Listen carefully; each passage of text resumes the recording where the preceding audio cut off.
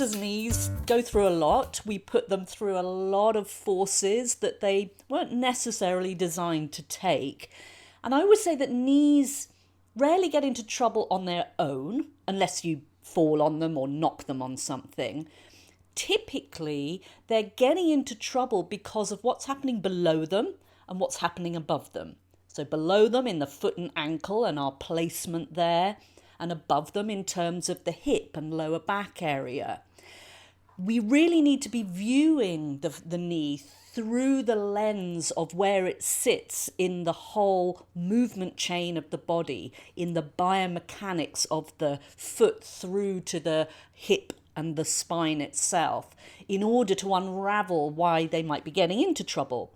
And if you look at any of the videos that I'll be doing on knee injuries, you'll see that we really have to be paying attention to foot placement, hip and lower back placement, and the control of certain muscles in those areas that are affecting the knee. Today we're going to be looking specifically at knee anatomy, but try and keep that bigger picture, that wider lens as you look at it and see it in the framework of the whole body. Okay, let's have a look at the bones that are involved in the knee first of all. Now we've got three very busy pictures here of a knee. Again, don't get lost in the weeds of all these terminologies and things. Keep revisiting the video. You'll take in a little more and a little more each time. Just try and stay wide, get a broad understanding of how this knee operates. Let's look at that middle picture to start with. And we're looking there at the thigh bone, the femur, that's coming down, obviously from the hip area downwards, and it's meeting the shin bone, the tibia, that's coming upwards. And where those two meet is the knee joint. Now, when we are looking at knee joint mechanics, we're going to be looking at the specific movements that are available to us at the knee. Typically, we're talking about that joint where the femur meets the tibia. You'll also see, obviously, we've got the kneecap sitting on there. The fancy term for the kneecap is the patella, and it's sitting in a little kind of groove. If you look at that left-hand picture, you'll see that's got the kneecap taken away so you can see what's underneath it. And there's a little cup where that kneecap can sit, and as we go through movements of the knee, bending and straightening it, that kneecap needs to glide and track up and down in that little cup that it's sitting in. And that's actually got its own name. It's kind of its own little joint, and we call that the patellofemoral joint, the joint between the patella, the kneecap, and the femur, the thigh bone. As you see, it doesn't really articulate, move with the shin bone. That's a little bit lower down. You'll also notice lower down we've got that bone called the fibula. We have two bones in the lower leg. The fibula comes up the side of the shin area, that lower leg area. But as you'll see, it stops a little bit lower down than the tibia. So it's not actually involved in the knee joint. It's not a part of what we call the true knee joint itself, but it does play a role in knee mechanics. As we'll see, some of the muscles that operate the actions at the knee are attaching to that bone. So it has a role to play, but it's not specifically involved in the knee joint itself. When we look at the left-hand image, where that kneecap is taken away, we're able to see what's inside that knee joint. Bear in mind, the whole knee joint there is encapsulated within a capsule, which is like a sort of a membrane-like bag that surrounds the joint, and it has fluid in it. And that allows the joint to be oiled for movement so that it glides nice and smoothly. But just having a look within that capsule, we're peering inside the knee joint here, we can see the ligaments, and we can also see where it says lateral meniscus and medial meniscus. Don't worry about that at the moment. We're going to get to that later on in this video. But let's have a look at those ligaments, because knee ligaments can get into trouble. We can get injuries with them. I'll be doing specific videos on those injuries, but let's just get the geography of these guys. We're looking here, front view at a knee, and it's as if you were standing in front of somebody and looking at their right knee. That fibula bone is on the outside of the body. Anything that says lateral means towards the outside of the body, medial towards the middle of the body, if we're standing in parallel. So you'll see those ligaments that are connecting the thigh bone, the femur, to the tibia on the inside. So that medial collateral ligament is going from the thigh bone to the shin bone across the knee. So it's guarding. Remember, ligaments are there to allow some movement at the joint, but to stop it from moving too far. They're like straps. On the outer side of the knee, we've got the lateral collateral ligament, bit of a mouthful. It's coming from that thigh bone, but as you'll see, it's attaching down to the fibula bone, that little splint bone in the lower leg, not to the tibia. So we're getting a connection to all three of these bones via those ligaments. Right in the middle of the joint there, you'll see the posterior cruciate ligament. Cruciate just means a cross. And if you look at those two ligaments, they kind of cross each other. You make a little X alignment, and that's where the word cruciate comes from. And then we've got an anterior cruciate ligament. They're also connecting the shin bone to the thigh bone, the tibia to the femur, and they're there to limit the gliding motion of the knee. We'll get on to what that is in a moment. Ligaments are there to give stability, but also to allow for some movement, but limit too much movement. Let's just take our attention to that right hand image now. And this is where we see all the muscles that are crossing the knee joint come into play. And we're going to look at all these in more individually. But again, just to give you an idea, remember that muscles become tendons, and that's the tendons that attach into the bones. Go and watch the Meet Your Soft Tissues video to find the distinction between all these different types of soft tissue. But you'll see that around the knee joint itself, it's all either ligaments or tendons. The muscles are sitting either above or below. Let's move into a little more detail of those muscles. Now, we're quite familiar with the names of some of the muscles in the leg here because we talk about them in anatomical terms quite often in dance class. First of all, we're going to look at the front of the thigh, and here we've got the quadriceps muscles, or the quads. And quad means 4, because there are 4 muscles that make up the quadriceps group. So they're actually a group of muscles rather than one muscle. Let's take a look at the detail of that. Now, in the far left picture there's a muscle there called the tensor fascia lata, which is called TFL for short. That's not one of the quadriceps muscles, but it's just there to give you a little bit of the geography of what else is around and where the quads sit.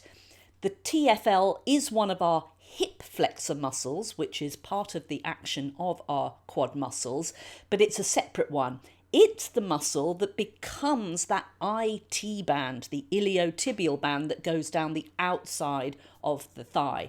Go and watch the video on the IT band because it's a very misunderstood structure as dancers. But it's very, very close to the quadriceps muscles and actually overlaps the outer part of the quad muscle. So let's look at the specific quad muscles themselves, and we'll start still on that left-hand picture. You'll see the most superficial or nearest the surface of the quad muscles is the rectus femoris. It's on the femur, so it's the rectus femoris muscle, and it goes up and it attaches where that tensor fascia lata attaches. It's sort of underneath, it tracks underneath it, attaching to the bony knobble of your hip bone. You know those knobbles you have on the front of the pelvis there? That's where the rectus femoris attaches. It's just a little bit below that prominent knobble on your hip joint. Therefore, it acts on the hip joint. It's one of the muscles that helps to flex the hip. That's when we bring our knee up towards our chest. It then runs down the middle of the thigh, and it becomes, as all these muscles do, at the knee end, it becomes one tendon. We call it the quadriceps tendon or the patella tendon because it comes down and it encapsulates the kneecap tracks down and attaches to the shin bone below. You know the little knobble right below your knee? If you're doing knee work, it's often the bit that grinds into the floor and gets bruised. That's where this common tendon of the quadriceps muscles attach. So into that tibial tuberosity is the fancy name for it. That's the middle one. Now if we look at the right-hand version of that muscle picture there, we've taken out that TFL muscle. We've also taken out the rectus femoris muscle because underneath it we've got the other three. Down the middle there, directly underneath that rectus femoris we've cut out, we've got a muscle called the vastus intermedius. Intermedius means in the middle because it's in the middle and it's deep to that rectus femoris muscle. Now what you'll notice is this one doesn't cross the hip joint, right? It's starting at the top of the thigh bone and running straight down and crossing the knee joint. So these three muscles that we're looking at here all only act on the knee. They're not involved in hip movement. It's only the rectus femoris that's involved in hip movement. These guys all start at the top of the thigh bone. On the outer edge, so towards the outside of your thigh, you've got one called the vastus lateralis. Remember, lateral means towards the outside of the body. On the inside, we've got the vastus medialis because it's more towards the middle of the body. So there's our three vasti muscles. Vasti is the plural of vastus. All three of those just act on the knee joint. They're all going to blend into that patella tendon, that quadriceps tendon that comes down and attaches below the knee on that knobble on your top of your shin bone.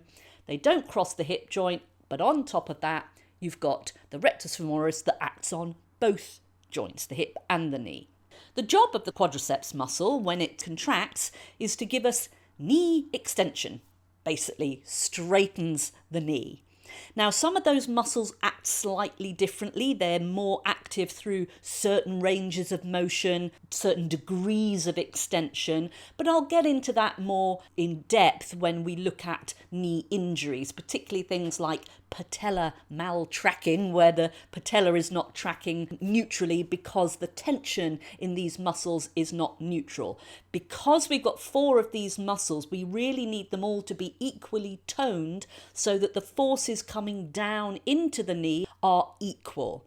If you have a tendency to work in a slightly asymmetrical position, you're loading more the outside muscle or loading more the inside muscle, we can start to get discrepancies that lead to issues with the balance of the knee. Remember, that knee is just balanced in the middle of all these forces coming in around it, and they need to be symmetrical in order for the knee to be happy. So if I've got someone with a knee problem, I'm often going to be looking at the balance between that vastus medialis and the vastus lateralis. Are they playing tug of war against each other, and is one of them winning? And is that knee getting unhappy as a result? Let's flip to the back of the leg now and look at the hamstring group. Remember, muscles work in pairs. Go and watch the video on Meet Your Soft Tissues to look at how muscles operate as a team. They're on the back of the leg. Now, similarly to the quad group, they are a group of muscles rather than just one muscle. And in the hamstring group, we've got three. So 4 in the quads, 3 in the hamstrings. And they're kind of the reverse of the quads in that they all start in the same place, which is up on your sitting bone. So up at the hip end, so they are all crossing your hip joint. They then run down the back of your thigh, but they split out and attach in different spots below the knee. So versus the quads that all started in different spots higher up the leg and ended up in one spot around the knee, the hamstrings are doing the opposite. They start in one spot on your sitting bone and fan out behind the knee and around the knee at the other end. So let's go to the far left and you'll see the biceps femoris. Biceps means it's got two heads to it. If you think you've also got a biceps in your arm, right? It's a muscle that has two what we call bellies. So the belly of the muscle splits into two parts, but it blends together as one at the other end, and therefore it's classified as one muscle, but called a bi, meaning two seps, muscle bellies. One of the heads of that biceps femoris attaches to the sitting bone. The other one just attaches to the back of your thigh bone, and it's more towards the outside, the lateral side of your thigh bone, your femur. And then they blend together and come down, and they're attaching into that fibula bone. Remember the little splint bone at the side of the shin area. As that biceps femoris is more towards the outside of the thigh area, although all the hamstrings together bend your knee. Remember, the quads straightened your knee, but the hamstrings bend the knee. They're doing the opposite motion.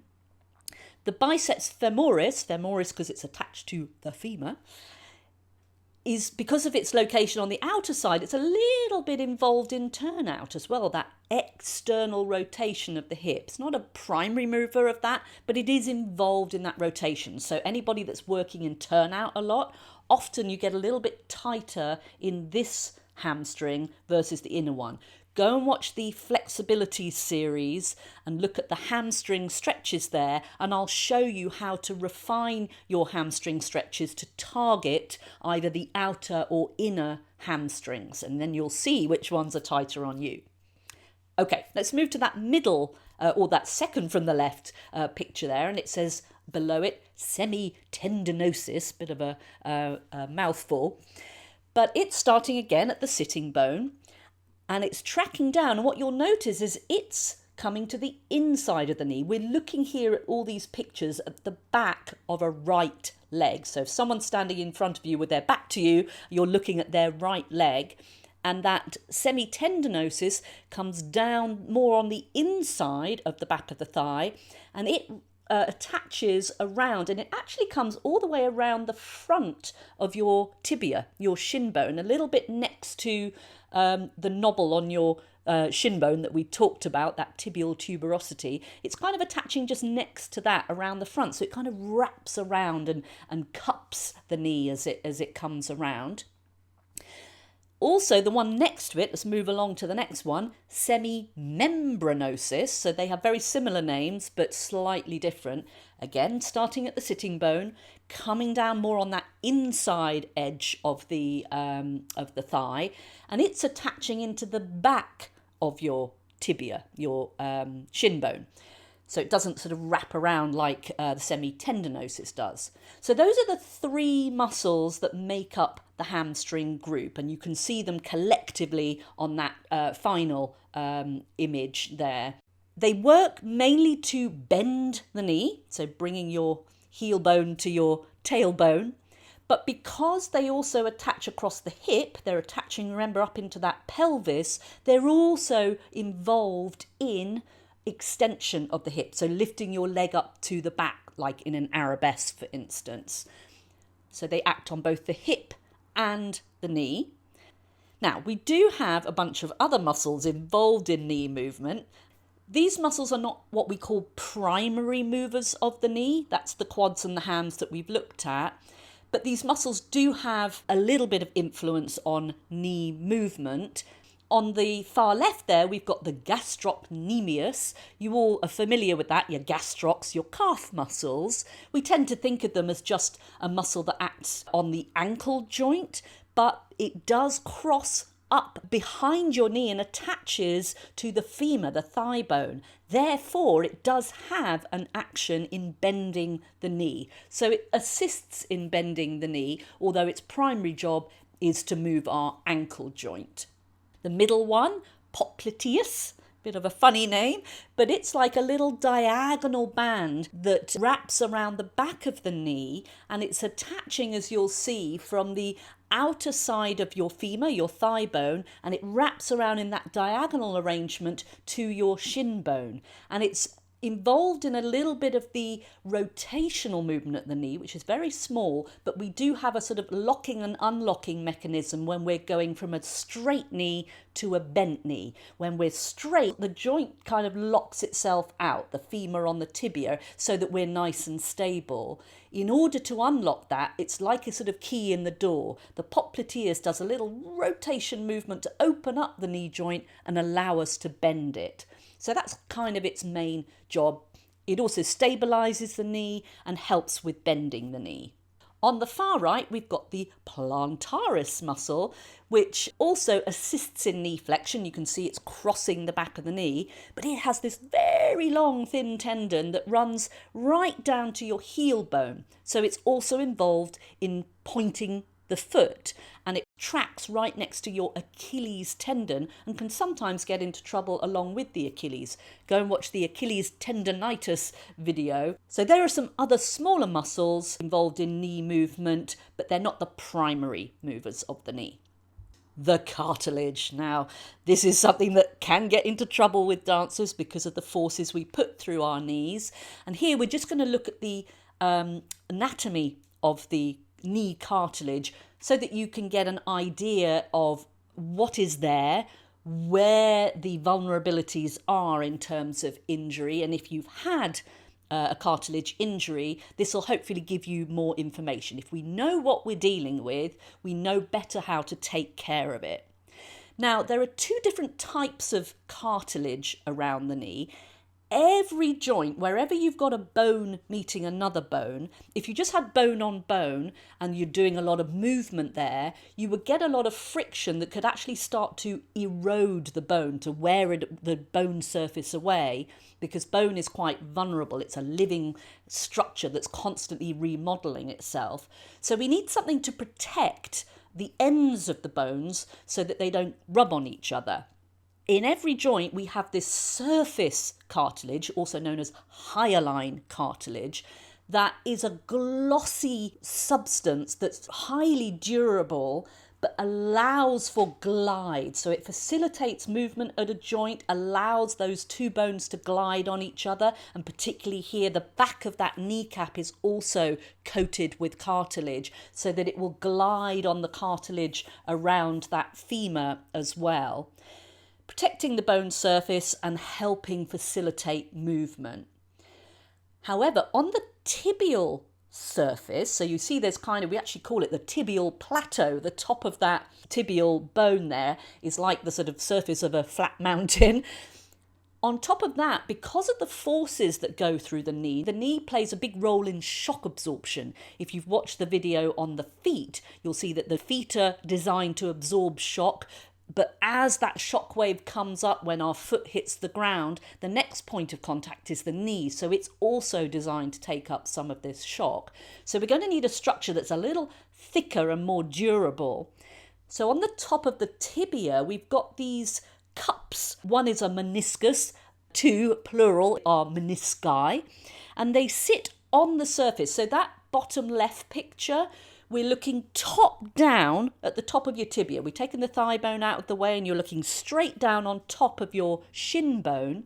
And you'll see that we've got those pink half crescent structures there. The one on the inside is your medial meniscus, the one towards the middle of the body. On the outside is the lateral meniscus. And they are cup-like structures that are there to actually deepen the knee joint a little. If you look at the two bones on the right there, there's really not a lot of what we call congruency. It's not like a ball and socket joint where one bone fits in the other. It's quite unstable there.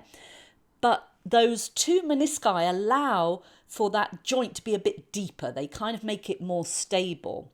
They're also going to facilitate some movement around the knee joint, and they're also there for that shock absorption. So if you're jumping and you've got forces coming through the knee, they're going to absorb some of that shock so it doesn't go straight into our bones. They also provide information on balance feedback. Go and watch the balance video to find out more about that. But the reason they're prone to injury, particularly with us as dancers, is because if you're putting a twisting motion through your feet, any of you that like to turn your feet out beyond the availability of your hip joint, go and watch the turnout video. The knee is caught in the middle. So if you're wedging your feet into a 180-degree first position, but you don't have that available at your hip joint, the poor knee is taking up the slack in the middle, and that's where we can start to get wear and tear on these menisci, and they can start to get into trouble. There's a whole video on knee meniscus injuries, so go and look at that for more information. But now you know what these structures are and what their roles are in the knee joint. We looked at the major movements of the joint. We looked at knee flexion, which is bending the knee. That's the hamstring muscle's job. We looked at straightening the knee, the job of the quadriceps. But there are also some smaller, what we call intrinsic movements of the knee. And often as dancers, we're exploiting these. We talked just now about that cartilage injury being because of rotation, right? There's a little bit of twist available between the thigh bone and the shin bone, and that can cause friction with the knee. So we're allowed a little, but too much is going to start causing problems and instability, potentially leading to injury. We can also tilt the thigh bone on the shin bone. And we call that abduction and adduction. We're adding towards the body or we're abducting away from the body. And again, it's a small little rocking motion. But if you are somebody, particularly if you're hypermobile, go and watch the hypermobility series of videos to find out more about that. That sometimes means we've got a little bit more play in those knees and they're a little bit more vulnerable. Then there's also a forward and back gliding motion or shearing motion front to back of the thigh bone on the shin bone, and that is restricted or controlled by those cruciate ligaments. So if you've ever had issues with a cruciate ligament, it's typically because, again, there may be more shearing action at that knee, some instability that's caused an issue with those deeper ligaments. So those are the intrinsic motions of the knee. That's given you a 30,000-foot view of the knee joint. As you watch more of the videos on knee injuries, we'll get more into depth about certain aspects of those knee structures. But really, we must protect our knees. They are vulnerable as dancers. We need good muscle balance between the quad group and the hamstring group, but even within those muscle groups from inside to outside, so that the knee's got equal forces coming down into it. Our knees give us our proprioceptive feedback. Go watch the balance video to know more about that. So they are there to give us good balance information, and we need to make sure that we're training that into our knees as well. Avoid over-rotation. Make sure, as you were always told in dance class, knees over toes. And when you're landing from a jump, even in parallel, if your knee is falling inside your toe line, then you're stressing the knee joint. And avoid impact injuries. I know we get to do a lot of knee work in more contemporary modern styles. Wherever possible, knee pads are great to protect from impact injury. Not always possible with costuming, but where you can, make sure you're protecting those knees. We need them to last us a lifetime, not just our dance career, and there's no reason for them to get damaged if we know how to protect them. Education is key. So a little bit of knee love, and hopefully you've got a better idea of how to take care of those precious knees.